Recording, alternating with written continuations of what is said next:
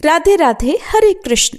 आप सभी को मार्गशीर्ष पूर्णिमा और अन्नपूर्णा जयंती की हार्दिक शुभकामनाएं। प्रिय श्रोताओं, आइए आज के इस शुभ अवसर पर श्रवण करते हैं मार्गशीर्ष पूर्णिमा के दिन सुनी जाने वाली कथाओं का। कथा से पहले हम सभी प्रथम पूजनीय भगवान गणेश जी को प्रणाम करके गणेश भगवान की कथा सुनेंगे। एक बार एक अंधी बूढ़ी माई थी, जिनका एक बेटा और एक बहू भी थे। वो बहुत गरीब थी। वह अंधी बूढ़ी माई हर दिन नियम से गणेश भगवान की पूजा किया करती थी। गणेश भगवान एक दिन बूढ़ी माई की पूजा से प्रसन्न होकर उनके सामने साक्षात सन्मुख आकर बैठ गए और बोले, बूढ़ी माई, तू प्रतिदिन निस्वार्थ भाव से मेरा पूजन करती है, मैं तुझ पर प्रसन्न हूँ, जो चाहे सो मांग ले। तब बूढ़ी माई बोली, हे विघ्नहर्ता भगवान गणेश, मुझे मांगना तो आता नहीं, सो मैं क्या मांगूं। तब गणेश भगवान कहने लगे, ठीक है माई, मैं कल आऊँगा, तब तक तू अपने बहू बेटे से पूछकर कुछ मांग लेना। ऐसा कहकर गणेश जी अंतर्ध्यान हो गए। तब बूढ़ी माई ने अपने बहू बेटे से पूछा तो बेटा बोला, माँ धन मांग लेना। बहू बोली, माँ जी पोता मांग लो। तब बूढ़ी माई ने सोचा कि बेटे बहू तो अपने अपने मतलब की बातें कर रहे हैं, इसलिए उस बूढ़ी माई ने अपनी पड़ोसन से जाकर पूछा। पड़ोसन कहने लगी, बूढ़ी माई, तुम्हारी तो बस थोड़ी सी ही जिंदगी बची है, तू क्यों मांगे धन और क्यों मांगे पोता। तू तो केवल अपनी आंखों की रोशनी मांग, जिससे तेरा आगे का सारा जीवन सुख से बीत जाए। तब उन बूढ़ी माई ने बेटे बहू और पड़ोसन की बात सुनकर घर में जाकर सोचा कि ऐसा क्या मांगूं जिससे बेटा बहू भी खुश हो जाए और मेरा भी भला हो जाए। मैं तो वही मांगूंगी। अब जब दूसरे दिन गणेश भगवान बूढ़ी माई के सन्मुख आए तो बोले, बूढ़ी माई मांग ले। गणेश भगवान के वचन सुनकर बूढ़ी माई हाथ जोड़कर बोली, हे विघ्नहर्ता, अन्न देवो, धन देवो, निरोगी काया देवो, अमर सुहाग देवो, दीदा गोढ़ा देवो, सोने के कटोरे में पोते को दूध पीता देखूं, अमर सुहाग देवो और समस्त परिवार को सुख देवो, आपके श्री चरणों में मुझे स्थान भी देवो। बूढ़ी माई की बात सुनकर गणेश भगवान बोले, बूढ़ी माई, तूने तो मुझे ठग लिया और कहती है कि मुझे मांगना नहीं आता। जो कुछ भी तूने मांग लिया, अब वो सब कुछ तुझे मिल जाएगा। ऐसा कहकर गणेश भगवान वहीं अंतर्ध्यान हो गए। हे विघ्नहर्ता गणेश भगवान, जैसे आपने बूढ़ी माई को दिया, वैसा ही इस कहानी को कहते सुनते और हुंकारा भरते सबको देना, वैसा ही सबको देना और सभी पर अपनी कृपा बनाए रखना। सभी प्रेम से बोलिए, गणेश भगवान जी की जय। अब सुनिए मार्गशीर्ष पूर्णिमा के दिन सुनी जाने वाली कथाएं। एक बार एक बूढ़े ब्राह्मण थे। वह रोज पीपल को जल से सींचा करते थे। पीपल में से रोज एक लड़की निकलती और कहती, पिताजी मैं आपके साथ जाऊंगी। ये सुनते सुनते वह बूढ़े ब्राह्मण दिन प्रतिदिन कमजोर होते गए। तब एक दिन उनकी पत्नी ने पूछा, क्या बात है। तब बूढ़े ब्राह्मण ने कहा कि अरे भाग्यवान, पीपल से रोज एक लड़की निकलती है और कहती है कि वो भी मेरे साथ चलेगी। तब ब्राह्मणी बोली कि कल ले आना उस लड़की को। जहाँ हमारी 6 लड़कियां पहले से ही घर पर हैं, वहाँ 7वीं लड़की और सही। अगले दिन बूढ़े ब्राह्मण ने उस लड़की को अपने घर पर चलने के लिए कहा और वह उस लड़की को घर ले आए। लड़की को घर पर छोड़ने के बाद वह वृद्ध ब्राह्मण गांव में आटा मांगने गए तो उन्हें उस दिन और दिनों की अपेक्षा ज़्यादा आटा मिला था। जब ब्राह्मणी घर पर वह आटा छानने लगी तो लड़की ने कहा, माँ जी लाइए, मैं छान देती हूँ आटा। जब वह लड़की आटा छानने बैठी तो परात भर गई। उसके बाद ब्राह्मणी भोजन बनाने जाने लगी तो वह लड़की बोली, माँ जी आज रसोई में मैं जाऊंगी। ब्राह्मणी बोली, ना तू अभी छोटी है, तेरे हाथ जल जाएंगे। लेकिन लड़की नहीं मानी और वह रसोई में भोजन बनाने चली गई तो उसने कुछ ही देर में तरह तरह के 3600 व्यंजन बना डाले और आज तो सभी ने भरपेट भोजन किया। इससे पहले वह सभी आधा पेट भूखा ही रहते थे। रात हुई तो ब्राह्मणी का भाई आया और कहने लगा, दीदी मुझे तो भूख लगी है, मैं भोजन करूँगा। ब्राह्मणी परेशान हो गई कि अब रात को वह खाना कहाँ से लाएंगी। तब लड़की ने पूछा, माँ जी क्या बात है? ब्राह्मणी ने कहा कि तेरा मामा आया है और वह रोटी खाएगा, लेकिन रोटी तो सबने खा ली है, अब उसके लिए मैं कहाँ से लाऊंगी? लड़की बोली, माँ जी आप चिंता मत कीजिए, मैं बना दूंगी।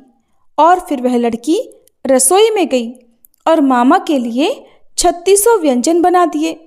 मामा ने भरपेट खाया और कहा कि ऐसा खाना तो इससे पहले उसने कभी नहीं खाया है। ब्राह्मणी ने कहा, भाई तेरी पावनी भांजी है, उसी ने बनाया है। शाम हुई तो लड़की बोली, माँ चौका लगा के चौके का दिया जला देना, मैं आज कोठे में सोऊंगी। ब्राह्मणी बोली, ना बेटी तू डर जाएगी। लेकिन वह लड़की बोली, ना माँ जी मैं बिल्कुल भी नहीं डरूंगी, मैं तो अंदर कोठे में ही सोऊंगी। और वह जाकर अंदर कोठे में सो गई। आधी रात को वह लड़की उठी और चारों ओर आंख घुमा कर देखा तो चारों ओर धन ही धन हो गया। इसके बाद वह लड़की बाहर जाने लगी तो वह वृद्ध ब्राह्मण आंगन में सो रहे थे। उन्होंने देखा तो पूछा, अरे बेटी तू कहाँ चली? लड़की बोली, बाबा जी मैं तो दरिद्रता दूर करने आई थी, अगर तुम्हें दूर करवानी है तो करवा लो। फिर उस लड़की ने आंगन में भी चारों ओर आंख घुमाकर देखा तो चारों ओर धन के भंडार भर गए। सुबह सवेरे जब सब उठे तो लड़की को ना पाकर सब उसे ढूंढने लगे कि पावनी बेटी कहाँ चली गई। वृद्ध ब्राह्मण ने कहा कि वो तो लक्ष्मी माता थी, जो हम सब की दरिद्रता भी दूर कर गई हैं। हे लक्ष्मी माता, जैसे आपने उन वृद्ध ब्राह्मण की दरिद्रता दूर की, वैसे ही सबकी करना। कहानी को कहते सुनते हुंकारा भरते सबकी करना। प्रेम से बोलो लक्ष्मी माता की जय। प्रिय श्रोताओ, अब सुनिए माँ अन्नपूर्णा की कथा। माँ अन्नपूर्णा व्रत की कथा के अनुसार प्राचीन समय की बात है। काशी निवासी धनंजय की पत्नी का नाम सुलक्षणा था। उसे अन्य सभी सुख प्राप्त थे, केवल निर्धनता ही उनके दुख का एकमात्र कारण थी और यही दुख उसे हर समय सताता था। एक दिन सुलक्षणा अपने पति से बोली, स्वामी आप कुछ उद्यम करो तो काम चले, इस प्रकार कब तक काम चलेगा? सुलक्षणा की ये बात धनंजय के मन में बैठ गई और वह उसी दिन विश्वनाथ शंकर जी को प्रसन्न करने के लिए बैठ गया और कहने लगा, हे देवाधिदेव विश्वेश्वर, मुझे पूजा पाठ कुछ भी करना नहीं आता, मैं तो केवल आपके ही भरोसे बैठा हूँ। इतनी विनती करके वह 2-3 दिन तक लगातार भूखा प्यासा बैठा रहा। ये देखकर भगवान शंकर ने उसके कान में अन्नपूर्णा अन्नपूर्णा अन्नपूर्णा इस प्रकार 3 बार कहा। ये कौन क्या कह गया? बस इसी सोच में धनंजय पड़ गया कि मंदिर से आते ब्राह्मण को देखकर वह पूछने लगा, पंडित जी अन्नपूर्णा कौन है? तब ब्राह्मण ने कहा, अरे धनंजय तू तो अन्न छोड़कर बैठा है, इसलिए तुझे हर समय अन्न की ही बात सूझती है। जा घर जाकर अन्न ग्रहण कर। धनंजय अपने घर गया, जाकर पत्नी से सारी बात कही।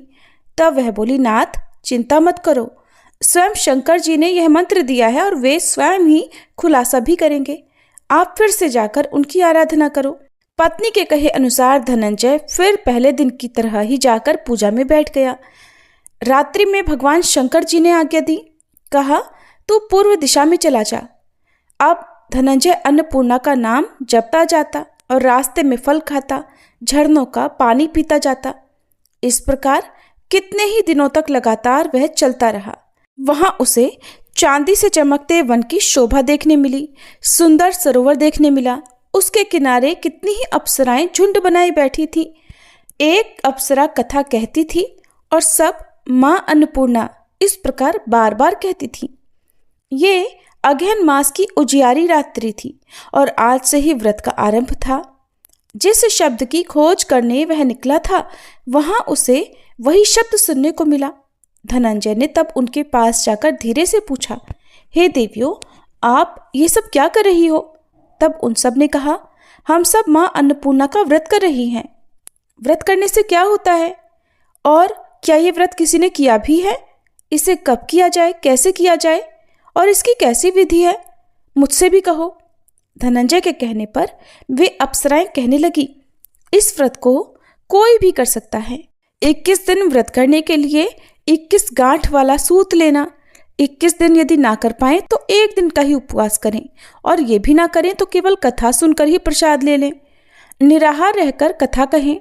कथा सुनने वाला कोई ना मिले तो पीपल के पत्तों को रखकर सुपारी या घृत कुमारी यानी ग्वार पाठ को वृक्ष के सामने रखकर दीपक को साक्षी बनाकर सूर्य, गाय, तुलसी या महादेव को बिना कथाएं सुनाए मुख में अन्न मत डालना। यदि भूल से कुछ पड़ जाए तो 1 दिवस फिर उपवास करें। व्रत के दिन क्रोध ना करें और झूठ ना बोलें। अप्सराओं के द्वारा विधि बताने पर धनंजय बोला, फिर बताइए इस व्रत के करने से क्या होगा। तब वे कहने लगी, इसके करने से अंधे को नेत्र मिल जाता है, लूलों को हाथ मिल जाता है, निर्धन के घर धन के भंडार भर जाते हैं, बांझन को संतान मिलती है, मूर्ख को विद्या मिलती है, और जो जिस कामना से व्रत को करता है माँ उसकी वह हर कामना पूर्ण करती हैं। धनंजय कहने लगा, बहनों, मेरे घर में भी धन नहीं है, विद्या नहीं है, कुछ भी तो नहीं है मेरे पास। मैं तो दुखिया ब्राह्मण हूँ, मुझे इस व्रत का सूत दोगी क्या? हाँ भाई, तेरा कल्याण हो, हम तुझे सूत देंगी, ले इस व्रत का मंगल सूत ले ले। तब धनंजय ने उन अप्सराओं से सूत लेकर व्रत को किया। व्रत पूरा हुआ। तभी सरोवर में से 21 खंड की स्वर्ण सीढ़ी हीरा मोती जड़ी हुई प्रकट हुई। धनंजय जय अन्नपूर्णा कहता जाता था। इस प्रकार जाने कितनी ही सीढ़ियां वह उतरता गया। तब अंदर जाकर उसने क्या देखा कि करोड़ों सूर्यों से प्रकाशमान मां अन्नपूर्णा का मंदिर है। उसके सामने स्वर्ण सिंहासन पर मां अन्नपूर्णा विराजमान है। सामने भिक्षा हेतु शंकर भगवान खड़े हैं। देवांगनाएं चवर डुला रही हैं। कितने ही हथियार बांधे पहरा दे रही हैं। धनंजय दौड़कर मां जगदम्बा के चरणों में गिर पड़ा। देवी उसके मन का दुख जान गई। धनंजय हाथ जोड़कर कहने लगा, माता, आप तो अंतर्यामिनी हैं, आपको मैं अपनी दशा भला क्या बताऊं, आप तो सब कुछ जानती हैं। तब माता बोली, तुमने मेरा व्रत किया है, जा संसार तुम्हारा सत्कार करेगा। माता ने धनंजय की जिह्वा पर बीज मंत्र लिख दिया। अब तो उसके रोम रोम में विद्या प्रकट हो गई। इतने में क्या देखता है कि वह काशी विश्वनाथ के मंदिर में खड़ा है। माँ का वरदान लेकर धनंजय घर आया। अपनी पत्नी सुलक्षणा से सारी बात कही। माता जी की कृपा से उसके घर में धन संपत्ति उमड़ने लगी। छोटा सा घर बहुत बड़ा गिना जाने लगा। जैसे शहद के छत्ते में मक्खियां जमा हो जाती हैं, उसी प्रकार अनेक सगे संबंधी आकर उसकी पढ़ाई करने लगे।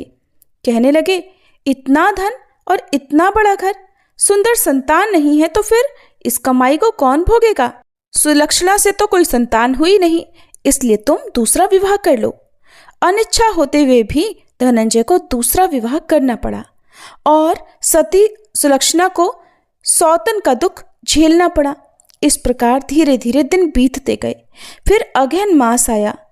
नए बंधन से बंधे पति से सुलक्षणा ने कहलवाया कि इस व्रत के प्रभाव से ही हम सुखी हुए हैं, इस कारण यह व्रत छोड़ना नहीं चाहिए। ये माता जी का प्रताप है जो हम इतने संपन्न और सुखी हुए हैं। सुलक्षणा की बात सुनकर धनंजय उसके यहाँ आया और व्रत में बैठ गया। नई बहू को इस व्रत के बारे में कुछ भी पता नहीं थी। वो तो धनंजय के वापस घर लौटने की राह देख रही थी।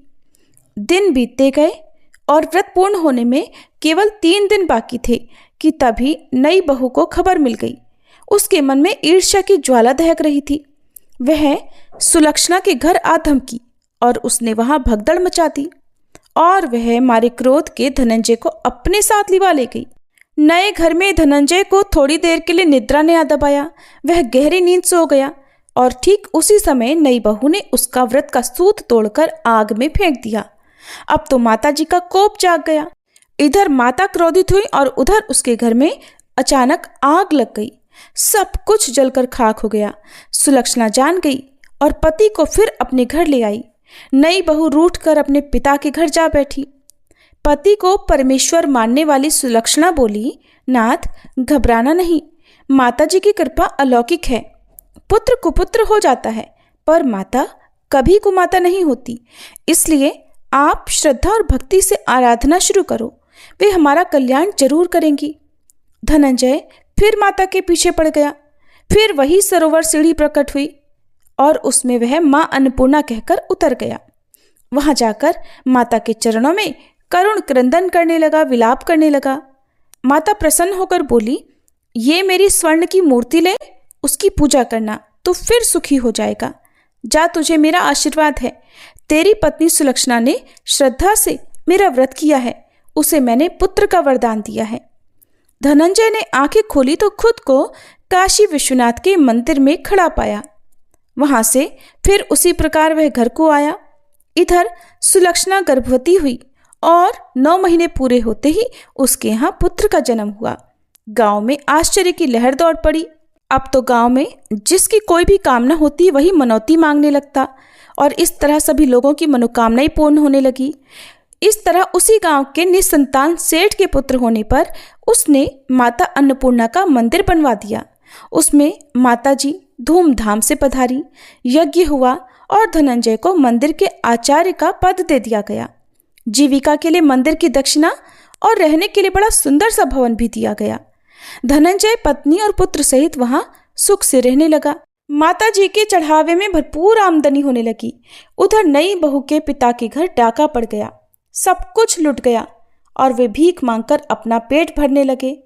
सुलक्षणा ने जब यह सुना तो उन्हें बुलावा भेजा और उनके आने पर उन्हें अलग घर में रख लिया और उनके अन्न वस्त्र का प्रबंध भी कर दिया। धनंजय, सुलक्षणा और उसका पुत्र माता जी की कृपा से आनंद से रहने लगे। माता जी ने जैसे उनके भंडार भरे वैसे सबके भंडार भरे। सभी प्रेम से बोलिए, अन्नपूर्णा माता की जय। आप सुनिए 32 पूर्णमासी व्रत की कथा। द्वापर युग में एक समय की बात है। यशोदा जी ने श्री कृष्ण से कहा, हे कृष्ण, तुम सारे संसार के उत्पन्न करता, पालन करता और उसके संहार करता हो। आज कोई ऐसा व्रत मुझसे कहो जिसके करने से मृत्युलोक में स्त्रियों को विधवा होने का भय न रहे और ये व्रत सभी मनुष्यों की मनोकामनाएं भी पूर्ण करने वाला हो। तब श्री कृष्ण कहने लगे, हे माता, आपने अति सुंदर प्रश्न किया है। मैं आपसे ऐसे ही व्रत को विस्तार पूर्वक कहता हूँ। सौभाग्य की प्राप्ति के लिए स्त्रियों को 32 पूर्णमासियों का व्रत करना चाहिए। इस व्रत के करने से स्त्रियों को सौभाग्य संपत्ति मिलती है। ये व्रत अचल सौभाग्य देने वाला और भगवान शिव के प्रति मनुष्य मात्र की भक्ति को बढ़ाने वाला है। तब यशोदा जी कहने लगी, हे कृष्ण, सबसे पहले इस व्रत को मृत्युलोक में किसने किया था, इसके विषय में भी मुझे विस्तार पूर्वक बताओ। तब श्री कृष्ण कहने लगे कि माते, इस भूमंडल पर एक अत्यंत प्रसिद्ध राजा चंद्रहास से पालित अनेक प्रकार के रत्नों से परिपूर्ण कातिका नाम की एक नगरी थी। वहां पर धनेश्वर नाम का एक ब्राह्मण था और उसकी पत्नी अति सुशीला रूपवती थी। दोनों ही उस नगरी में बड़े प्रेम से रहते थे। घर में धन धान्य आदि की कोई कमी नहीं थी, लेकिन उन्हें एक बड़ा दुख था कि उनकी कोई संतान नहीं थी। इस दुख से वह अत्यंत दुखी रहा करते थे। एक समय एक बड़ा तपस्वी योगी उस नगरी में आया। वह योगी उस ब्राह्मण के घर को छोड़कर अन्य सभी घरों से भिक्षा लाकर भोजन किया करता था। एक दिन वह योगी रूपवती से भिक्षा न लेकर किसी दूसरे घर से भिक्षा लेकर गंगा किनारे जाकर भिक्षा में मिले अन्न को प्रेम पूर्वक खा रहा था कि धनेश्वर ने योगी का ये सब कार्य किसी प्रकार से देख लिया। अपनी भिक्षा के अनादर से दुखी होकर धनेश्वर योगी से बोला, महात्मन, आप सभी घरों से भिक्षा लेते हैं किंतु मेरे घर की भिक्षा कभी नहीं लेते, इसका क्या कारण है? तब योगी ने कहा कि निसंतान के घर की भीख पतितों के अन्न के समान होती है और जो पतितों का अन्न खाता है वो भी पतित हो जाता है। क्योंकि तुम निसंतान हो इसलिए पतित हो जाने के भय से मैं तुम्हारे घर की भिक्षा नहीं लेता। धनेश्वर ये बात सुनकर अपने मन में बहुत दुखी हुआ और हाथ जोड़कर योगी के पैरों में गिर पड़ा और विनीत स्वर से कहने लगा, हे महात्मन, अगर ऐसा है तो आप ही मुझे पुत्र प्राप्ति का कोई उपाय बताइए। आप तो सब कुछ जानने वाले हैं, मुझ पर ये अवश्य ही कृपा कीजिए। धन की मेरे घर में कोई कमी नहीं, किंतु कोई पुत्र न होने के कारण मैं अत्यंत दुखी हूँ। आप मेरे इस दुख को दूर करें। यह सुनकर योगी कहने लगे, हे ब्राह्मण, तुम देवी चंडी की आराधना करो। फिर घर आकर उसने अपनी पत्नी से सारा वृतांत कहा और खुद तपस्या करने के लिए वन में चला गया। वन में जाकर उसने देवी चंडी की उपासना की और उपवास किया। चंडी देवी ने 16वें दिन उसको स्वप्न में दर्शन दिए और कहा, हे धनेश्वर, जा तेरे पुत्र होगा, परंतु वह 16 वर्ष की आयु में ही मृत्यु को प्राप्त हो जाएगा। अगर तुम दोनों पति पत्नी 32 पूर्णमासियों का व्रत विधि पूर्वक करोगे तो वह दीर्घायु होगा। जितनी तुम्हारी सामर्थ्य हो आटे के उतने दिए बनाकर शिवजी का पूजन करना, किंतु पूर्णमासी को 32 की संख्या पूरी हो जानी चाहिए। प्रातःकाल होने पर इस स्थान के पास ही तुम्हें आम का एक वृक्ष दिखाई देगा। उस पर चढ़कर तुम एक फल तोड़कर जल्दी अपने घर चले जाना और अपनी पत्नी से सारा वृत्तांत कहना। ऋतु स्नान के बाद वह स्वच्छ होकर श्री शंकर जी का ध्यान करके उस फल को खा लेगी। तब शंकर भगवान की कृपा से उसको गर्भ ठहर जाएगा। जब वह ब्राह्मण प्रातःकाल उठा तो उसने उस स्थान के पास ही आम का एक वृक्ष देखा, जिस पर अत्यंत सुंदर आम का एक फल लगा हुआ था।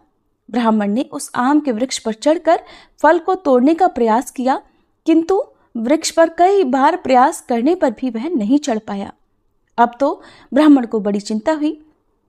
तब वह विघ्न विनाशक श्री गणेश जी की वंदना करने लगा कि हे दयानिधे, अपने भक्तों के विघ्नों का नाश करके उनके मंगल कार्य को करने वाले, दुष्टों का नाश करने वाले, रिद्धि सिद्धि के देने वाले आप मुझ पर कृपा करें।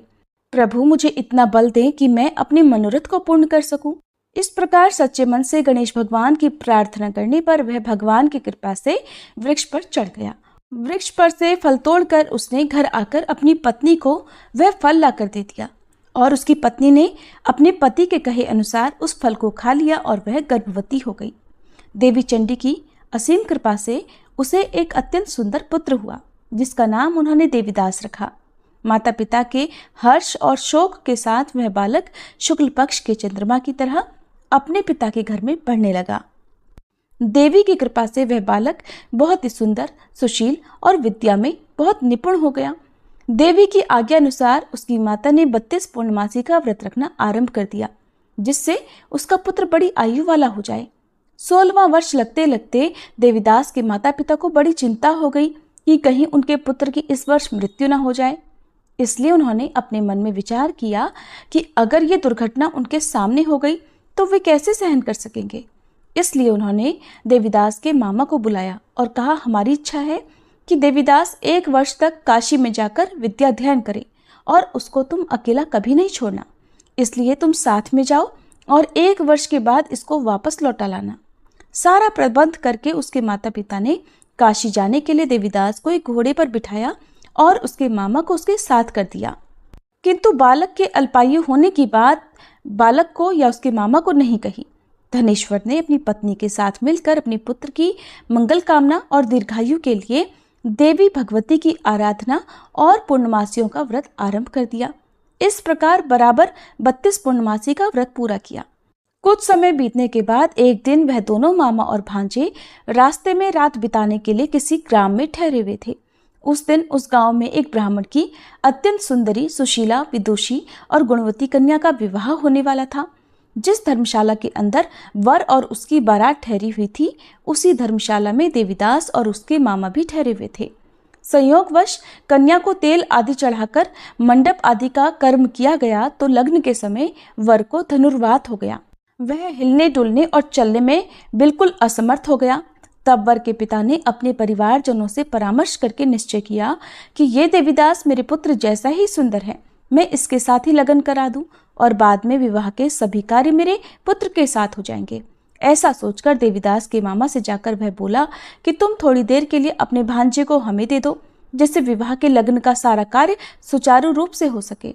तब उसका मामा कहने लगा कि जो कुछ भी मधुपर्क आदि कन्यादान के समय वर को मिले वो सब हमें दे दिया जाए तो मेरा भांजा इस बारात का दूल्हा बन जाएगा। ये बात वर के पिता ने स्वीकार कर ली और तब मामा ने अपना भांजा वर बनने को भेज दिया और उसके साथ विवाह के सभी कार्य रात में विधिपूर्वक संपन्न हो गए। पत्नी के साथ वह भोजन नहीं कर सका। दुखी मन से वह सोचने लगा कि न जाने ये कैसी स्त्री होगी। वह एकांत में इसी सोच में पड़ा हुआ था कि उसकी आंखों में आंसू भी आ गए। तब उसकी पत्नी ने पूछा कि क्या बात है, आप इतने उदासीन और दुखी क्यों हो रहे हैं। तब उसने वो सारी बातें जो वर के पिता और उसके मामा में हुई थी वधु को बता दी। तब वह वधु कहने लगी कि यह ब्रह्म विवाह के विपरीत कैसे हो सकता है। देव, ब्राह्मण और अग्नि के सामने मैंने आपको ही अपना पति बनाया है, इसलिए आप ही मेरे पति हैं। मैं आपकी ही पत्नी रहूंगी, किसी अन्य की बिल्कुल नहीं। तब देवीदास ने कहा कि ऐसा मत करो, क्योंकि मेरी आयु बहुत थोड़ी है। मेरे मरने के बाद तुम्हारी क्या गति होगी, इस बात को अच्छी तरह सोच लो। परंतु वह वधु दृढ़ विचार वाली थी, बोली कि जो आपकी गति होगी वही मेरी भी होगी। हे स्वामी, आप उठिए और भोजन कीजिए, आप निश्चय ही भूखे होंगे। तब देवीदास और उसकी पत्नी ने मिलकर भोजन किया और रात में वे सो गए। प्रातःकाल देवीदास ने अपनी पत्नी को 3 नगों से जड़ी हुई एक अंगूठी और एक रुमाल दिया और बोला, प्रिय, इसे संकेत समझकर रखो और शांत हो जाओ। मेरा स्मरण और जीवन जानने के लिए एक पुष्प वाटिका बना लो, उसमें सुगंधी वाली एक नव मल्लिका लगा लो। उसको हर दिन जल से सींचना और आनंद के साथ खेल कूदना और उत्सव मनाना। जिस समय और जिस दिन मेरी मृत्यु का होगा, ये फूल सूख जाएंगे, और जब ये फिर से हरे भरे हो जाएं तो समझ लेना कि मैं जीवित हूँ। ये बात निश्चय करके समझ लेना और इसमें कोई संशय मत करना। ऐसा समझा बुझाकर वह चला गया। प्रातःकाल होते ही वहां पर गाजे बाजे बजने लगे। जिस समय विवाह के कार्य समाप्त करने के लिए वर तथा सब बाराती मंडप में आए, तो कन्या ने वर को भली प्रकार से देखकर अपने पिता से कहा कि ये मेरा पति नहीं है। मेरा पति वही है जिसके साथ रात में मेरा विवाह हुआ था। इसके साथ तो मेरा विवाह ही नहीं हुआ। अगर ये वही है तो बताए कि मैंने इसको क्या दिया था और रात में हमारे बीच में क्या गुप्त बातें हुई थी, वो सब बताई। पिता ने उसके कहे अनुसार वर को बुलवाया। कन्या की सारी बातें सुनकर वह कहने लगा कि मैं कुछ नहीं जानता। इसके बाद वह लज्जित होकर अपना समूह लेकर चला गया और सारी बारात भी अपमानित होकर वहां से लौट गई। भगवान श्री कृष्ण आगे बोले, हे माते, इस प्रकार देवीदास काशी विद्या पढ़ने के लिए चला गया। जब कुछ समय बीत गया तो काल से प्रेरित होकर एक सांप रात के समय उसको डसने के लिए वहां पर आया। उस विषधर के प्रभाव से उसके बिस्तर के चारों ओर से विष की ज्वाला से वह बिस्तर विषैला हो गया, परंतु व्रतराज के प्रभाव से उसको वह सांप काट नहीं पाया, क्योंकि पहले ही उसकी मां ने 32 पूर्णमासी का व्रत कर रखा था। इसके बाद मध्याह्न के समय स्वयं काल वहां पर आया और उसके शरीर से उसके प्राणों को निकालने का प्रयास करने लगा, जिससे वह मूर्छित होकर धरती पर गिर पड़ा। भगवान की कृपा से उसी समय देवी पार्वती जी के साथ श्री शंकर जी वहां पर आ गए। उसको मूर्छित दशा में देखकर देवी पार्वती ने भगवान से प्रार्थना की, हे प्रभु, इस बालक की माता ने पहले 32 पूर्णमासी का व्रत किया था, जिसके प्रभाव से हे भगवान अब आप इसको प्राणदान दे दीजिए। देवी के कहने पर भक्त वत्सल भगवान ने उस बालक को प्राणदान दे दिया। इस व्रत के प्रभाव से काल को भी पीछे हटना पड़ा और देवीदास स्वस्थ होकर बैठ गया। उधर उसकी पत्नी उसके काल की प्रतीक्षा किया करती थी। एक दिन उसने देखा कि उस पुष्प वाटिका में पत्र पुष्प कुछ भी नहीं रहे, सब कुछ सूख कर नष्ट हो गए हैं, तो उसे बड़ा आश्चर्य हुआ। किंतु कुछ ही क्षण में वह सब वाटिका पहले की तरह हरी भरी हो गई।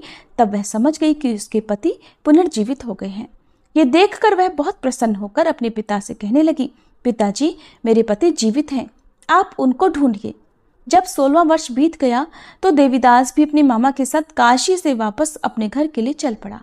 इधर उसके ससुर उसको ढूंढने के लिए घर से जाने ही वाले थे कि वह दोनों मामा भांजा वहीं पर आ गए। उसको आया देखकर उसका ससुर बड़ी प्रसन्नता के साथ उसे अपने घर में ले गया। उस समय नगर के निवासी भी वहां इकट्ठा हो गए और फिर सब ने निश्चय किया कि अवश्य ही इस बालक के साथ इसी कन्या का विवाह हुआ था। उस बालक को जब कन्या ने देखा तो पहचान लिया और कहा कि ये तो वही है जो संकेत करके गए थे। फिर सब कहने लगे कि भला हुआ जो ये आ गया, और तब सब नगरवासियों ने खूब आनंद मनाया। कुछ दिन के बाद देवीदास अपनी पत्नी और अपने मामा के साथ अपने ससुर के घर से बहुत सारा उपहार लेकर अपने घर की ओर चल पड़ा। जब वह अपने नगर के निकट गया तो कई लोगों ने उसे देखकर उसके माता पिता को पहले ही जाकर सूचना दे दी कि तुम्हारा पुत्र देवीदास अपनी पत्नी और मामा के साथ आ रहा है। ऐसा सुनकर पहले तो उन्हें विश्वास ही नहीं हुआ, किंतु जब और लोगों ने भी आकर उनकी बात का समर्थन किया तब उन्हें बड़ा आश्चर्य हुआ। इतने में ही देवीदास भी अपने घर पहुंच गया और देवीदास ने अपने माता पिता के चरणों में सिर रखकर प्रणाम किया और उसकी पत्नी ने भी अपने सास ससुर के चरणों को स्पर्श किया। तो माता पिता ने अपने पुत्र और पुत्रवधू को अपने हृदय से लगा लिया और सबकी आंखों से प्रेम के आंसू बहने लगे। अपने पुत्र और पुत्रवधू के आने की खुशी में धनेश्वर ने बड़ा भारी उत्सव किया और ब्राह्मणों को भी बहुत सी दान दक्षिणा देकर प्रसन्न किया। भगवान श्री कृष्ण कहने लगे, माते, इस प्रकार धनेश्वर 32 पूर्णमासियों के व्रत के प्रभाव से पुत्रवान हो गया। जो भी स्त्रियां इस व्रत को करती हैं वे जन्म जन्मांतर में भी वैधव्य का दुख नहीं भोगती और सदैव सौभाग्यवती रहती है। ये मेरा वचन है, इसमें कोई संदेह नहीं। यह व्रत पुत्र पौत्रों को देने वाला तथा संपूर्ण मनोकामनाओं को पूर्ण करने वाला है। 32 पूर्णमासियों के व्रत करने से व्रती की सारी इच्छाएं भगवान की कृपा से पूर्ण हो जाती हैं। कथाएं समाप्त। सभी प्रेम से बोलिए श्री कृष्ण भगवान की जय। मार्गशीर्ष पूर्णिमा की जय।